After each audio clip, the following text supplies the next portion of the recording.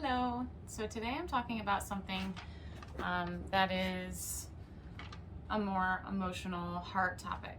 To be completely honest, I wanted to wait to record any more videos because today and the past couple of days have just been really emotionally charged and heavy and stressful for so many various reasons. But I'm not going to, because I literally wanted to make a video about this and how to get through it. For a lot of us, we are going through a healing journey. You might be going through a healing journey that involves chronic pain, brain fog, fatigue, insomnia, stomach pain, digestive issues, whatever it may be. It's painful and it's draining and it's difficult. Some of you might be PMSing, like I was this whole last week.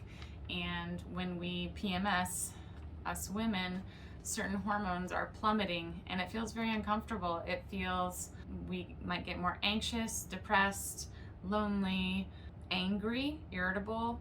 So that's another situation where you would just emotionally start feeling poorly. So I just wanted to bring some encouragement into those situations. How do we get through them? Jesus Christ. I don't know how I would get through some things in life without Jesus. And if you're following me and you don't know Jesus, I hope that you can watch this and pull something from it. I did create a similar video recently on stress coping methods, and those are more practical ways. But this video is really about really looking inside your heart and understanding the heart of it, the heart of the matter. So a couple of verses really come to mind when I get into these situations. 2 Corinthians 12:9 says that my grace is sufficient for you, my power is made perfect in weakness. I don't think there could be a more clear way to say, like, child, I have you. When you feel helpless and hopeless, I have you. Another one that comes to mind is Romans 8:26, and I really love this one, especially today in this moment. The Spirit helps us in our weakness, for we do not know what to pray for as we ought, but the Spirit Himself intercedes for us with groanings too deep for words. So this means that even in those moments where you feel numb, where whatever you're feeling is just too much and you start to shut down internally, you're still not alone. The Lord will fight for you. The Lord will carry you. And the Holy Spirit will give you words that you don't even understand. He will help you to pray when you don't know how to pray, when you don't even know what to pray for. So if you feel like you're at your wit's end, please remember that the Holy Spirit will guide us in His truth. The scriptures also say that the Holy Spirit gives us, it is a spirit of power and of love and of a sound mind. And these are things that I always want more of when I'm feeling emotionally unstable. And so in those moments, remember not to live out of your flesh. It might just be better to zip your mouth shut so you don't say something out of the heat of the moment or out of emotion, because at the end of the day, we are still responsible for how we treat others. We're responsible for the words that we speak, the actions that we make. And so sometimes it is better to really create space for yourself. If you know that you have a hard time around your cycle, if you're a woman, set aside time for yourself. It would be really helpful to know when that week or those couple of days are coming up so that you can literally schedule extra time for yourself. Give yourself extra space, if at all possible. Because if you're not taking care of yourself, you cannot properly love or take care of those around you. And the greatest calling, what we are called to do, is to love others. I can't love others when I am broken inside.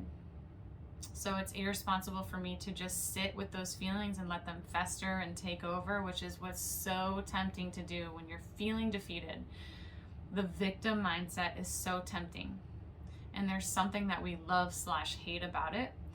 We have to rise above that. We have to humble ourselves and we have to reach out to God. We have to be disciplined in our words, even when we don't feel like it. I actually want to name this video Love Always Wins, because love is always patient. Love is always kind. Love perseveres. Love rejoices with the truth. Love never fails. Love does always win. And that is in regards to yourself and others around you.